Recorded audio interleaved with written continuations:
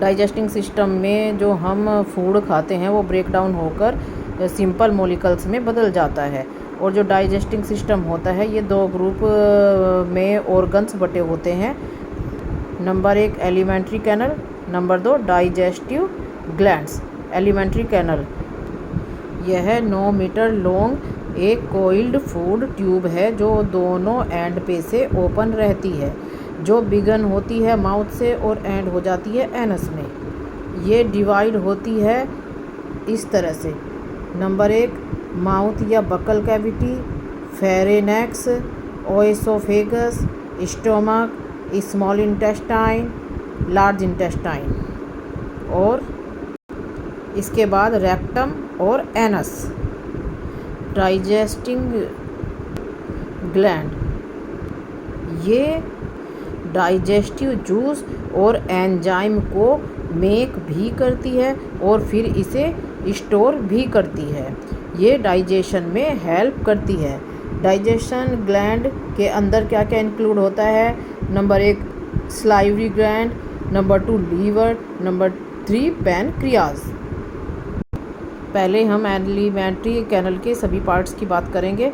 Number 1 mouth और Baikal cavity. First chamber जो ये होता है एलिमेंट्री कैनल का, ये ओपन होता है माउथ से और ये अपर लिप और लोअर लिप इसके बॉर्डर होते हैं। लिप इसकी सीपिंग और शक लिक्विड करने में हेल्प करती है और ये माउथ को जब वे भोजन को स्वेलो करता है उस समय माउथ की ओपनिंग को बंद करती है। अब बक्कल कैविटी के अंदर कौन कौन से स्ट्रक्चर प्रेजेंट होते हैं? नंबर 1 टीथ, नंबर 2 टंग, नंबर 3 स्लाइवरी। पहले हाँ स्लाइवरी ग्लैंड। सबसे पहले टीथ की बात करते हैं। हमारे माउथ में 32 तरह के टीथ होते हैं और ये 4 टाइप के होते हैं। नंबर 1 इंसीजर, ये जो बिल्कुल फ्रंट के टीथ होते हैं उन्हें बोलते हैं। ये कटिंग और बाइटिंग का काम करते हैं फूड को। नंबर 2 कैनियन, ये जो होते हैं ये फूड को टीयर करते हैं। ये थोड़े पॉइंटेड होते हैं और ये थोड़े लॉन्ग होते हैं जो फ्लैश ईटिंग एनिमल होते हैं उनके अंदर।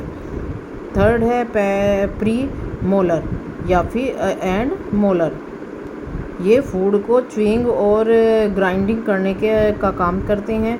ये थोड़े से ब्रॉड और फ्लैट सरफेस के होते हैं।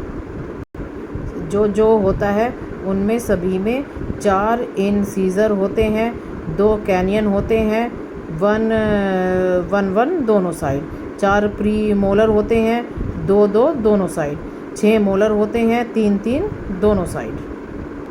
डिफरेंट टाइप और नंबर के जो टीथ होते हैं उनके जो अरेंजमेंट होता है बक्कल कैविटी में वो डेंटिशंस माना जाता है।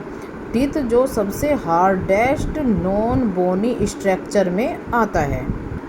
जो 4 मोलर होती हैं वो 18 ईयर के बाद निकलते हैं और ये तभी जाकर 32 टीथ होते हैं और ये ही विजडम टीथ के नाम से जाने जाते हैं।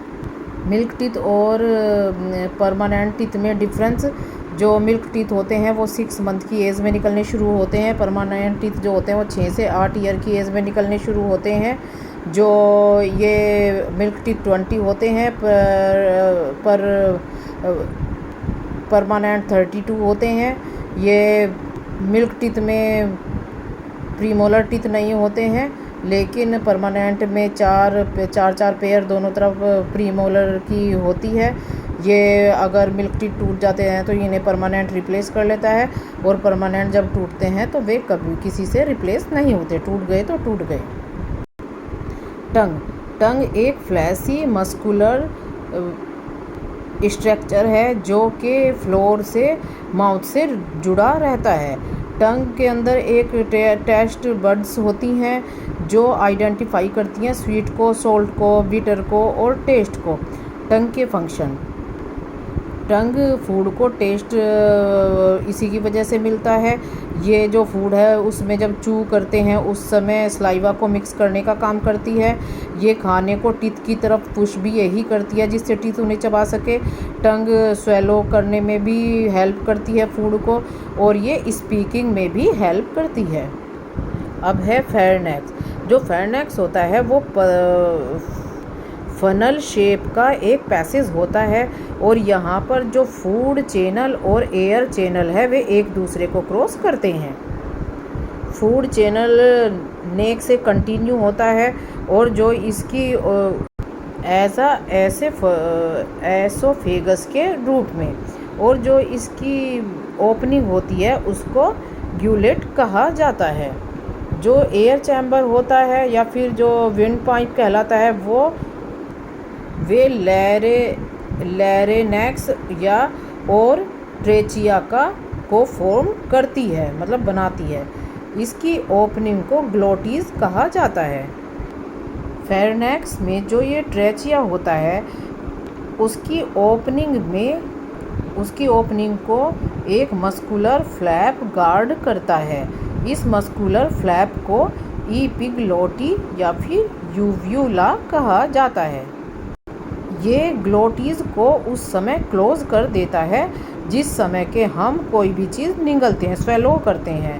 उसकी वजह से जो ये फूड है वो विंड पाइप में एंट्री करने से बच जाता है, और इसी तरह से वे तब करता है जब एयर को हम इनहेल करते हैं, उस समय वे ग्यूलेट को बंद कर देता है। ओएसोफेगस फूड पाइप। जो ओएसोफेगस होता है वो 25 सेंटीमीटर मस्कुलर ट्यूब होती है। ओएसोफेगस में जो फूड है वो स्लाइड करके नीचे डाउन चला जाता है। इसकी मस्कुलर वॉल के पेरिस्टेटिक मूवमेंट की वजह से। जो ओएसोफेगस या फिर फूड पाइप बोलो, उसके अंदर किसी भी तरह का डाइजेशन नहीं होता है। जो पेरिस्टेल्सिस होती है ये एक मसल के कॉन्ट्रैक्शन की प्रोग्रेसिव वेव है जो ओएसोफेगस की वॉल के साथ प्रोसीड करती है और जो फूड को आगे बढ़ाती है।